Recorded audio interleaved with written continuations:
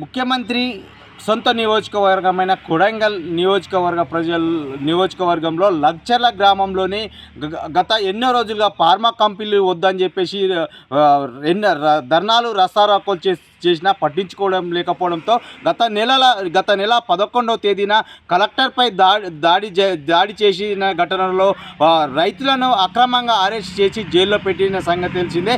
ఆ విషయంలో పోయిన నెల 11వ తారీఖు నాడు అరెస్ట్ చేసి సంగారెడ్డి జైలుకు 17 మంది రైతులను తీసుకురావడం జరిగింది. ఆ రైతుల్లో ఈరోజు ఉదయం కూడా లగ్చర్ల గ్రామస్తులు ఎవరైతే అరెస్ట్ అయ్యారో ఆ జైల్లో నుంచి కూడా 17 మంది రైతాంగం కూడా బయటకు వచ్చేసి జై సేవాలాల్, జై కేటీఆర్ అని చెప్పేసి కూడా నినాదాలు చేశారు.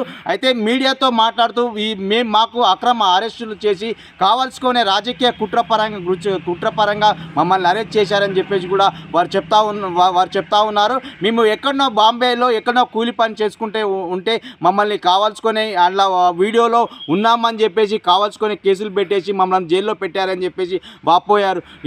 మేము ఏవైతే భూములు మాకు గిరిజనులకు ఉన్నటువంటి 1 ఎకరా 2 ఎకరాల పొలం ఉంటే వాటిని కూడా గుంజుకొని ఫార్మా కంపెనీలు చేస్తే మా బతుకు తెరువు ఏం కావాలి అనే అంశంపై లగ్చర్ల గిరిజన గ్రామస్తులంతా కూడా ఒక ధర్నాలు చేసినా కూడా వాళ్ళు పట్టించుకోకపోవడంతో వాళ్ళు ఒకేసారిగా కలెక్టర్పై దాడి చేయడంతో దాడిలో కలెక్టర్పై దాడి చేస్తారనే కోణంలో ఇటు అక్రమ అరెస్టులు పెట్టేసి జైల్లో పెట్టారని చెప్పేసి కూడా వాళ్ళు వాపోయారు. ఇది రాజకీయ కుట్రనే ముఖ్యమంత్రి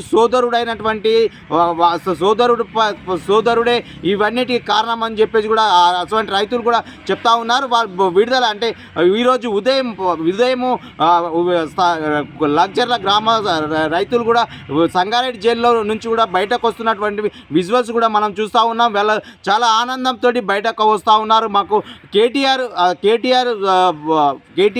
సహాయంతో మేము బయటకు వచ్చామనే సాంకేతికాలు కూడా వినపడతా ఉన్న నేపథ్యంలో వాళ్ళ ఆరాధన గురువైనటువంటి సేవాలాల్ మహారాజ్, జై సేవాలాల్ మహారాజ్ అని చెప్పేసి కూడా బయటకు వస్తూ నినాదాలు కూడా చేస్తూ ఉన్నారు. వాళ్ళు ఎంతో సంతోషంగా వస్తూ ఉన్నారంటే మనం చూసుకోవచ్చు. లగ్చర్ల గ్రామస్తులు కూడా చాలా సంతోషంగా గ్రామస్తులు అంతా కూడా సంతోషం కూడా వ్యక్తం చేస్తున్న పరిస్థితి కనబడుతుంది. ఈ సంగారెడ్డి జైలు నుంచి కూడా ఇక 17 మంది రైతులు కూడా విడుదలయ్యారు ఈ రోజు ఉదయంనే. ఇక్కడ చూసుకుంటే మాజీ ఎమ్మెల్యే పట్నం నరేందర్ రెడ్డి కూడా నాపల్లి కోర్టు నుంచి కూడా విడుదలైనట్టు కూడా తెలుస్తూ ఉంది. ఈ మేరకు లగ్చర్ల గ్రామస్తులంతా కూడా ఎంతో సంతోషంలో మునిగిపోయారని కూడా చెప్పుకోవచ్చు.